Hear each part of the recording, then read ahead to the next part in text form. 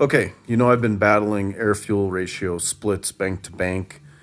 Kind of thought maybe I had an exhaust leak, but I wasn't real sure. Well, let me show you what I did and how I found it. It's really cool. Okay, so I built this little smoke generator.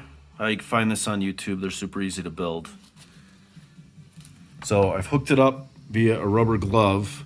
I already had a big leak here at the downpipe to the turbo. That's an easy fix with some seal. But let me show you what I found in the header. Let me hook this up. Do it here with one hand, if I can. Just gonna plug it in to the battery. Just like that, okay? It's gonna start making smoke. The air's already on. Watch this. It's gonna start coming out here. So it's coming in here.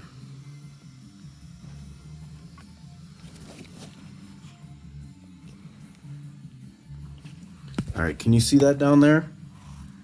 Look at the smoke.